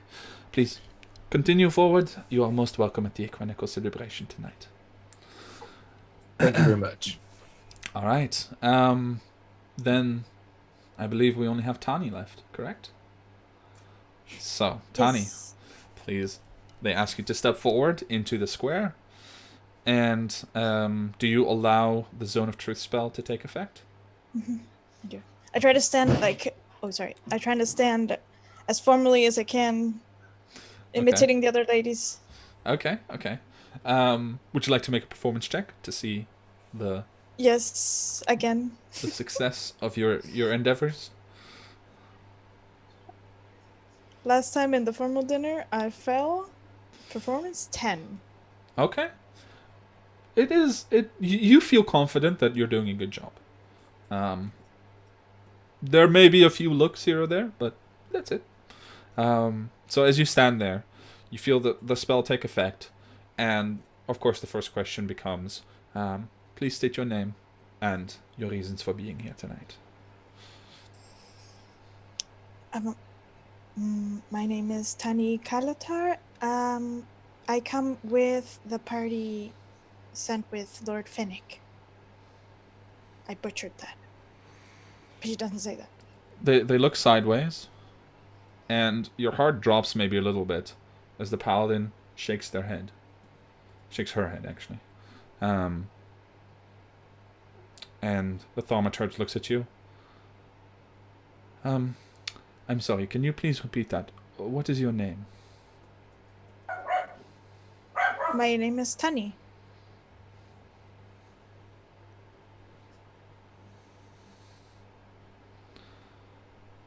Oh no. Is there any Do we have a mysterious name that I don't know about? Is there any reason that you might be giving us a different name than you usually use tonight? No, I can assure you this is the name I use on They a daily look, basis. and they get a nod, and they're really confused. Now, both of them, the paladin and the thaumaturge, just look confused as hell at this exchange. And at this point, the thaumaturge kind of steps aside, and the paladin comes stand right in front of you. And she just looks at you, kind of leans forward a little bit intimidatingly. And you see, this is like someone who just physically is as tall as you and occupies a lot more space. And she leans forward a little bit. Please tell me your name again. Tani Kalatar. That's what I've been using for years. And what was your name before? I really don't remember. I really don't. Am I still nearby? I would say so. You guys could be kind of clumped up together and waiting for everyone to finish. And are we seeing that this is going on or hearing it? I think so, yeah. Well, wait for Kira to respond then, Mike. Okay. The paladin continues to lean forward a little bit. And who are you with?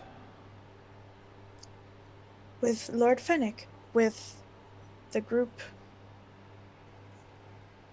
coming with him.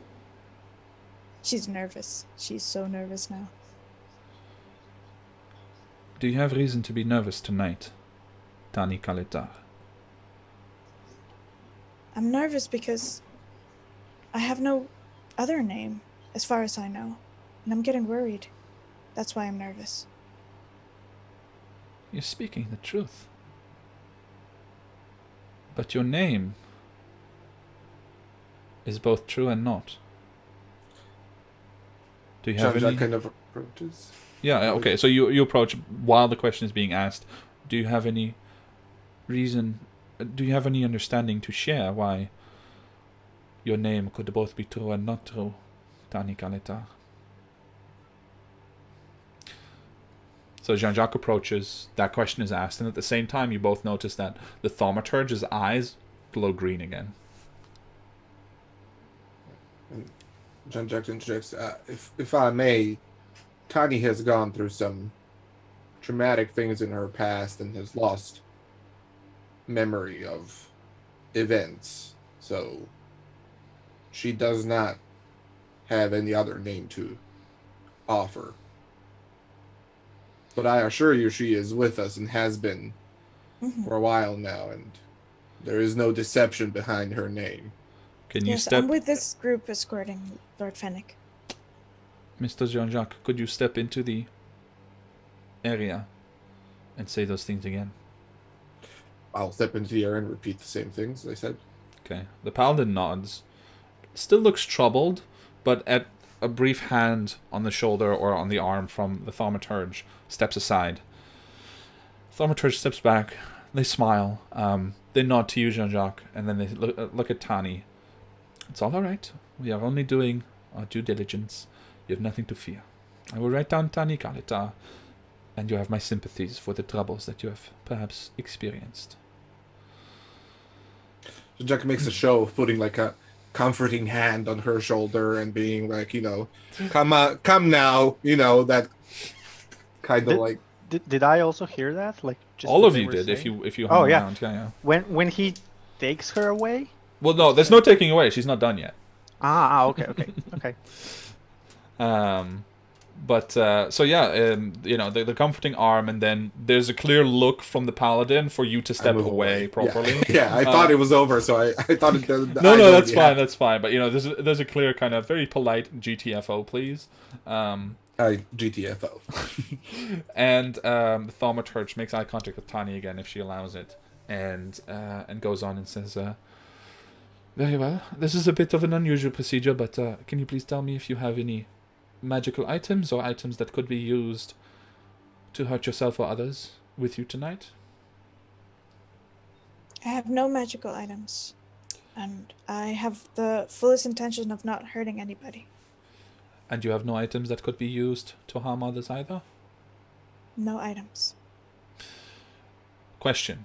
Did Tani try to smuggle her gloves into No. the event? Okay. She wanted to, but then... and includes it in the list of things to include in the Okay, safe. perfect. Yeah, I hadn't had a chance to look at those yet, so perfect. Okay, there's a brief nod, and the thaumaturge gestures forward and says, "Please have a pleasant evening at the Equinical." And you are all ushered inside. And you pass through the mighty arches of the gatehouse to find yourselves on a clear green lawn in surprisingly warm temperatures. Swiftly you gather that despite the icy cold weather outside, there will be no such inconvenience for the mightiest in Postitia. Those who move nations seem to have no qualms about changing the weather. You find yourself still standing in a line, but this one moves more quickly, past a well-dressed set of servants behind a simple but elegant bar. Coats, needless items, and otherwise just anything that you don't want to be carrying around the whole evening that were not confiscated so far are passed off to the servants in exchange for more tokens to find them again later. If you pass off anything, you can find it here again later, but if you don't, you simply move forward and pass them into the very wide courtyard that is called Erethea's Lawn. On the far end, before the doors that normally lead into the main parts of the building, you see a stage that was built with a small pedestal and a lectern, from which presumably speeches will be given at some point tonight. But for now, everyone is being ushered inside, into what is normally the honorable court in your handout. Here you see hallways decorated to the highest extravagance, plentiful seating with cushioned leather and cloth chairs, standing tables, and well-dressed staff already tending to those inside. You hear from somewhere a string quartet quietly playing in the background, and artificial fragrances remind you of summertime, the smells of bark and grass and a gentle summer breeze, and you could almost swear that you could hear a bird chirping before you remember this is all inside.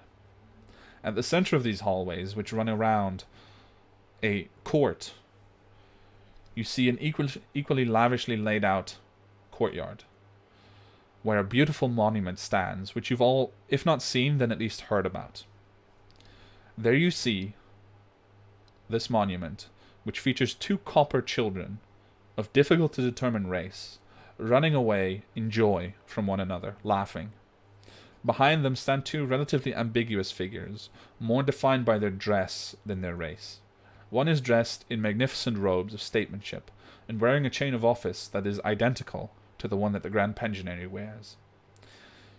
They are currently in the pose of adjusting the hat on the other person, and the other person is in soldier's gear, with a sword in hand and a musket slung over one shoulder, looking in the direction of the children that are laughing and running. Behind them rises a single pillar from which hangs a broken crown.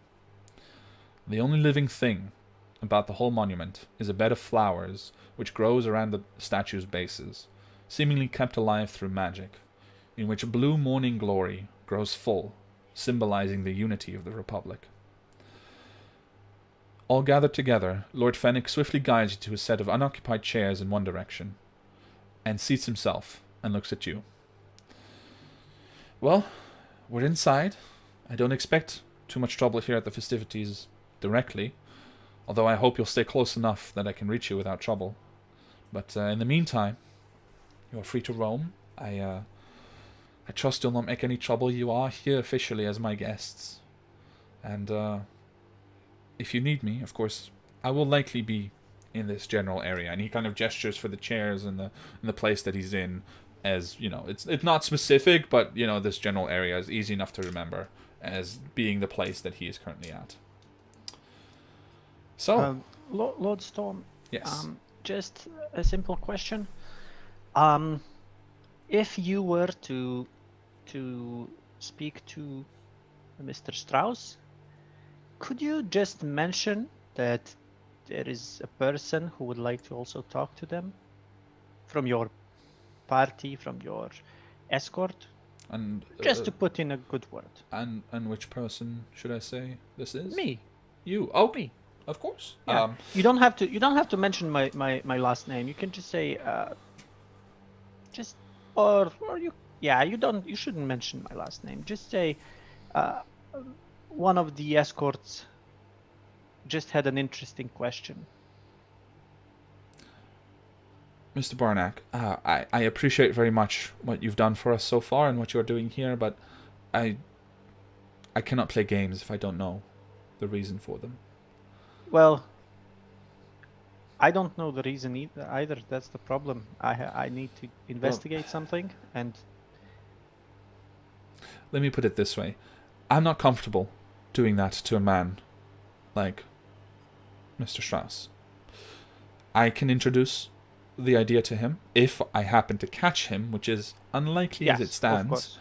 I can introduce the idea that someone called the Barnack Stoneheart wishes to speak with him, but I will not withhold facts or delude him in some way.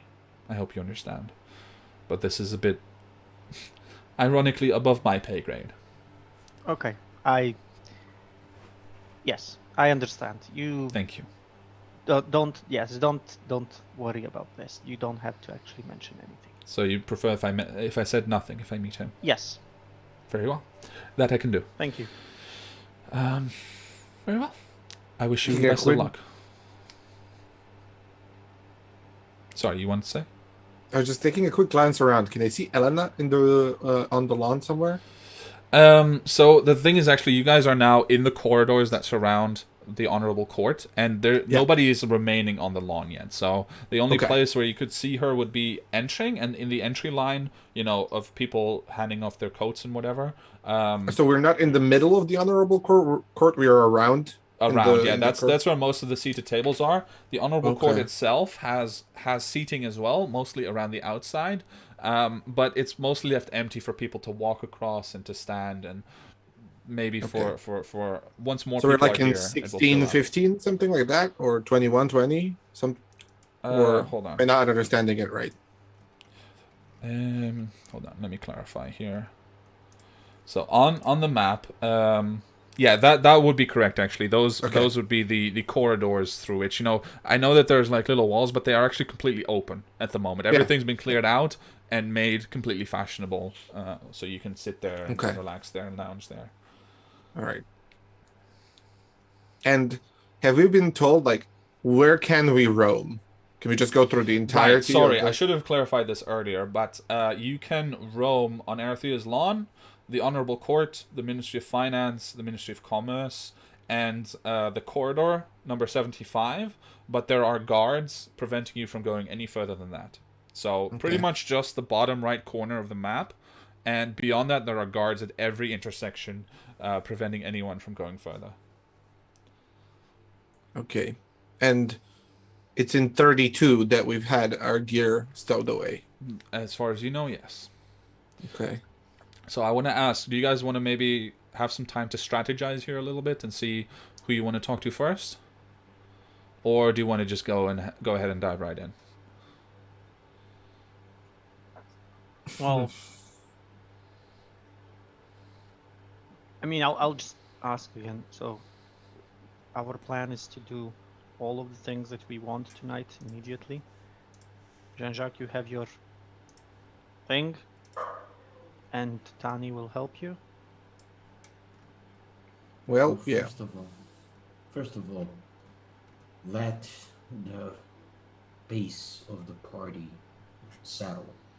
In the sense of, we do need to be seen amongst other people, we must interact. So, and I lower my voice as far as I can to see anything that would require us to leave here. We'll leave for later on in the night. And I apologize for the dog. It's my neighbor's, not mine. That's okay. And I guess that as far as social interactions go, we already have a full agenda. So we can take care of that right now. We may as well talk to Mrs. Ellenbrand, especially because, well, perhaps if we are accompanied by her to her office, we won't have trouble to pass by the guards, and we need to brief her as well. So I think that we don't need to go straight to action, so to say, right now. Okay. I agree. Right. And I mean, our gear for the most part is a last resort. It would be strange if we all of a sudden were clad with all of our items. It is Okay. just in case things go Things goes- sideways, and that way we'll just make a run for it. If that's And if we don't use it at the end of the night, we still gotta pick it up somehow. We can't forget it. We can, if we brief Lady Elena properly, we can pick it up with her afterwards. It's in her office, so no need to worry to get out of here with the things. We will also need to be, I think, a little bit careful in terms of how we communicate that to her, just so that she's understandable of the fact that we stowed away something in her office without her knowledge. I tap Jean-Jacques on the shoulder. You got this. Just look at him like, you fucking bastard. Oh man. Okay. So what's happening right now? What are you gonna do first? Mingle. Mingle. Okay. Mango, yeah. Just out of curiosity, Tarnok realized how much of the headband of intellect was also an cosmetic or aesthetic attire, because now his, let's, under many quotation marks, hair, it's all messed up. So he doesn't look like the way you wish to look. He might be, and he is definitely a little bit more menacing. His looks are more naturally menacing Okay. with everything loose. Okay. Interesting. So mingling with a purpose. Well, finding Lady Elena, but Okay. also keeping out an eye for old acquaintances that might be at the party.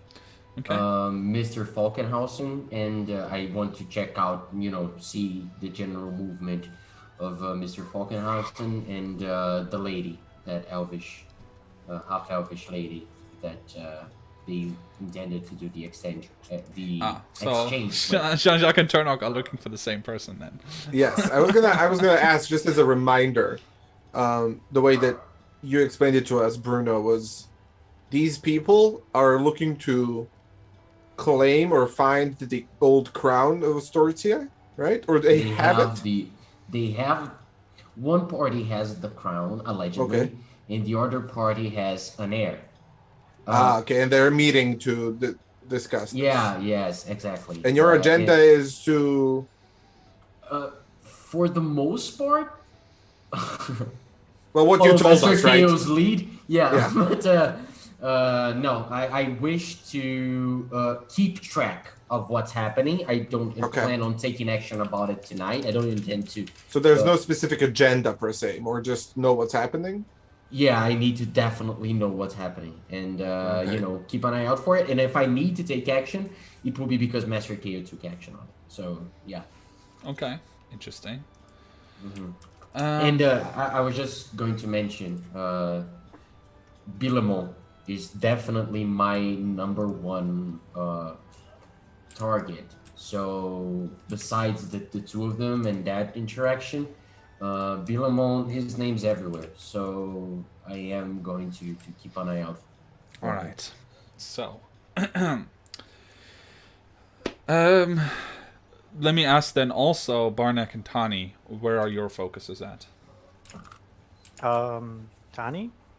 Well, mingling with this group and everything, I don't know, as casually as I can. I want to see around and try to find or see the how they carry themselves, the suspicious people that Okay. Lord Fennec.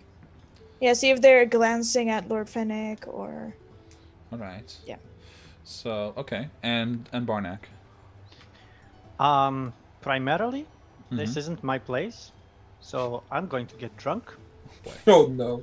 Not completely drunk, not to get wasted. But just How to get drunk some... and how fast? Well, that's on you.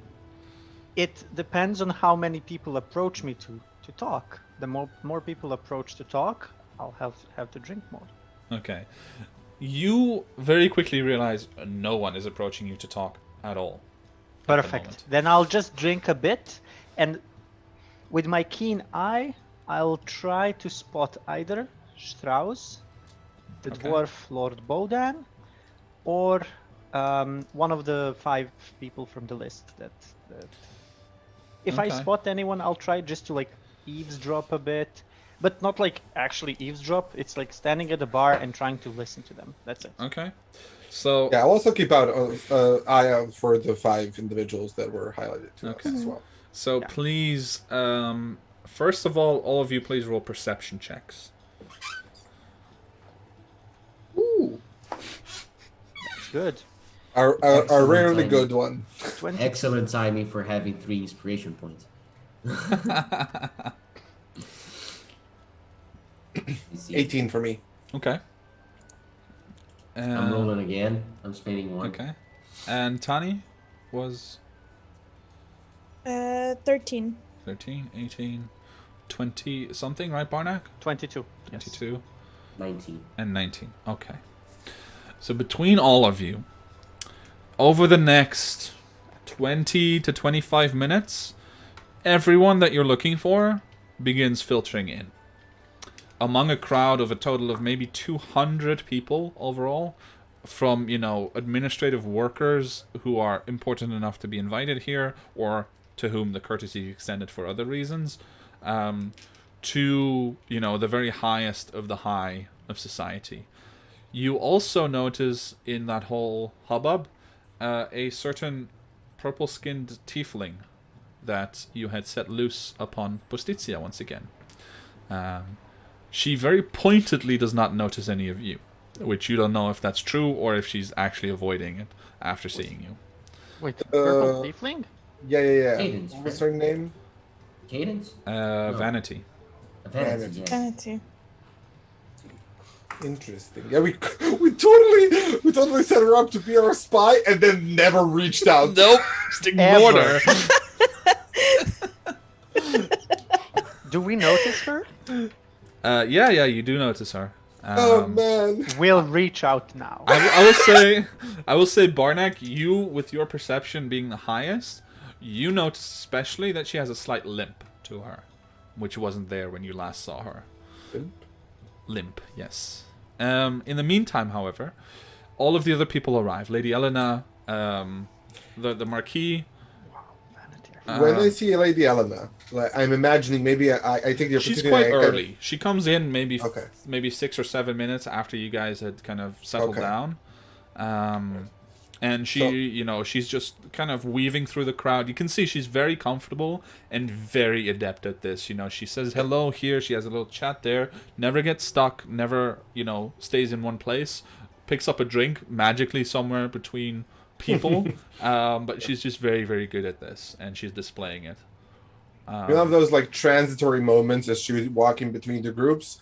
I'll just in talking to Barnack, I'll start explaining something random, Sure. and I'll point towards his chest in her direction through his chest, like, Okay. and then I'll use one sorcery point to cast message without somatic or verbal components using subtle Okay. spell, and I will just tell her, just checking in, Lady Elena, could use a word with you in private when you get a chance, and you know, to your right or something.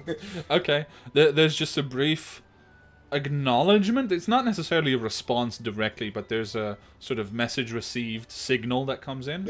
Yeah. But she doesn't immediately appear.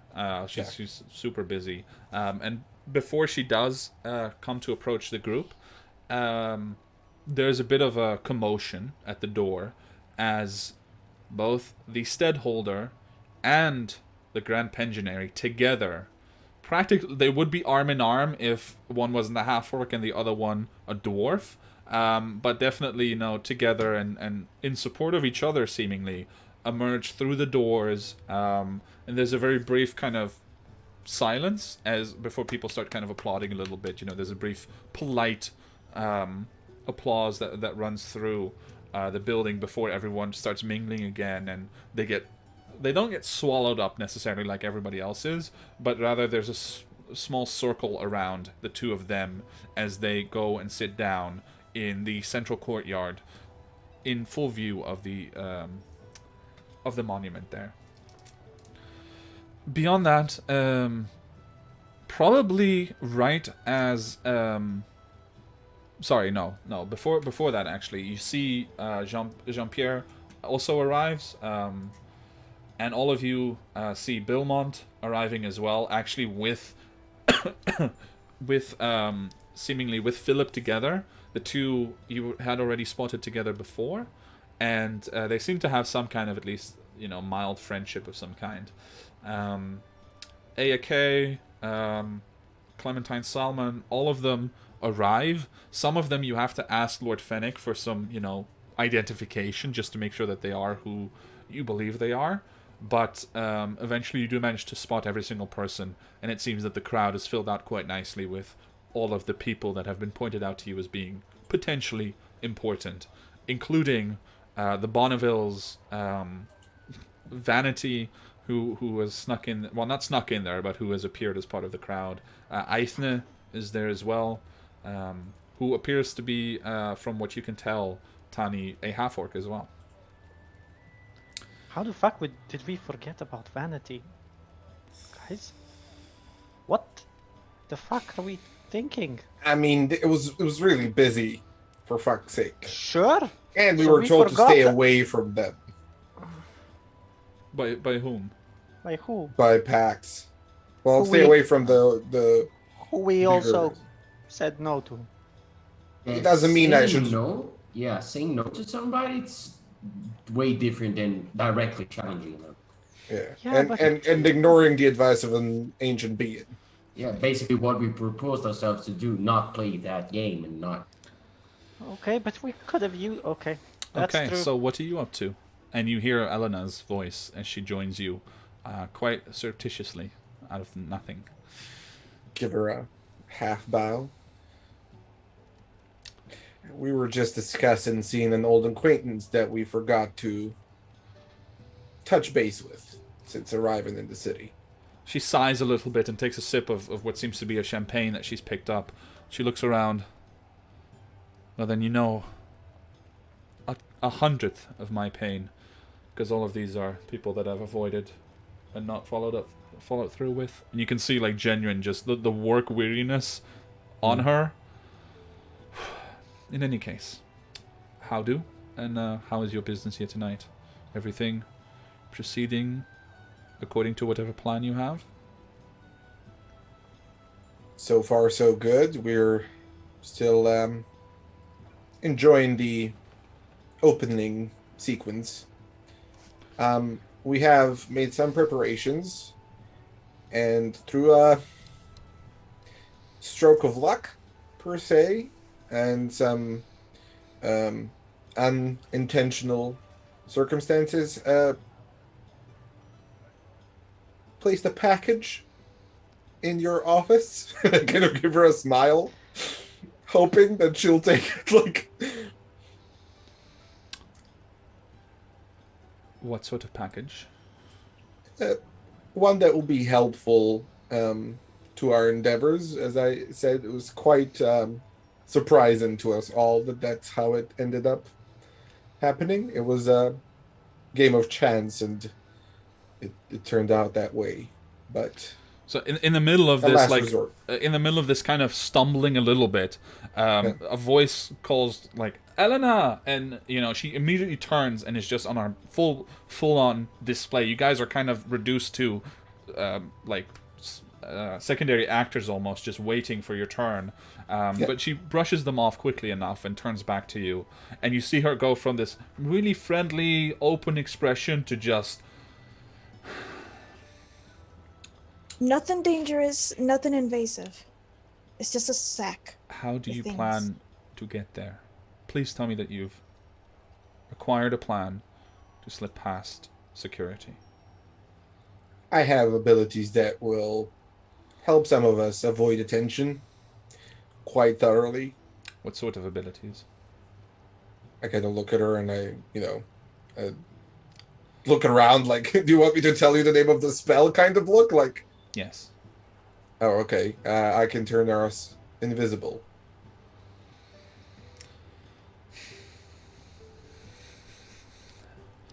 You do understand that at every single intersection and corner, there's not only personnel present, but also active warding to dispel all magic that passes through them.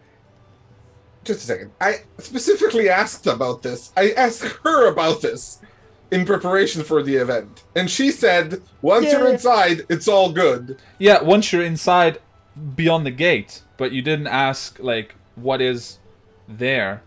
Because you can cast spells here and stuff, and you can prepare here. But she assumed that you would understand that, yeah, there's no going invisible and just walking past everyone. I mean, It's definitely a misunderstanding here. I'm Okay. not saying that, but her misunderstanding is also that she assumed that you would understand what she meant. Yeah. I just look at her with a bland face and I said, no, we did not know that. Did you bring money?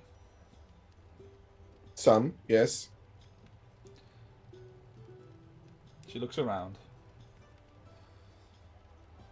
She thinks. I cannot advise you on this matter, but I will say this. The weakest point in any security is the mortal element. If I may, Lady Elena, it is. Before you say anything, will it be something that if I'm asked about it later, I should not say it out loud? I will keep quiet from now on. She does not. Well, actually, yes. I will say she also gets a slight smirk. And she looks over to Jean-Jacques. And you can see there's a bit of unwillingness to bend. But then she forces herself through and she says, I apologize for the miscommunication. But I apologize as trust well. in your abilities to get the job done. Now I We'll must do our best. be on my way. Is there anything else that we need to discuss right now, which I can repeat beyond this conversation? Absolutely nothing. Excellent. Good luck. And she raises her voice. And such a pleasure to see you again. And Pleasure's all mine. she just flows on into the crowd. All right, guys. It is 10:15 at this point, and we have our setup. You guys are inside the Equinical. You have made it at last to the great celebration of the year, and you are aware of everyone that you need to look out for, their current presence, and you have the situation in hand. So I trust that next week we can pick it up here and see how it goes. Kevin, Yes. did you say that next week is 7th? Oh wait, next week is the 7th. Yeah. Wasn't there someone else who couldn't make it on the 7th Nope, anyway? That's for me. That was 14th. The 14th. But that was again. That's a slim chance still. I don't know. Right. But everyone else is good for the 7th? Should be, yeah. Perfect. I'm pretty happy. Then we will indeed be back on the 7th. Not a problem. I have decided I really want to play, so I have 2 days off after anyway. So anyway, stream 18 people it says on my thing, which is insane. I appreciate you guys so much. Simon, thank you again for the support earlier as well. If you haven't followed yet, any of you, please remember to follow if you enjoyed the stream. We really appreciate you, and we'd love to see you again. I also do world building streams during the week, and we will be back, like I said, next week on the 7th with hopefully some more bumbling and mumbling and falling through awkward social situations until we arrive at a point where It's gonna either be such a everything blows disaster. up or success. Oh, it will be. You'll be blown away by your brilliant have- plan. I planned on. I have a You're plan. falling apart. No, don't worry. All right. I brought something. With Barnek standing there with a drink that is too strong, announcing that he has a plan. and a huge fade to smirk on black. his face. And thank everyone. And see you next week. Bye, everyone. See you guys. See Yeah. Bye. Bye.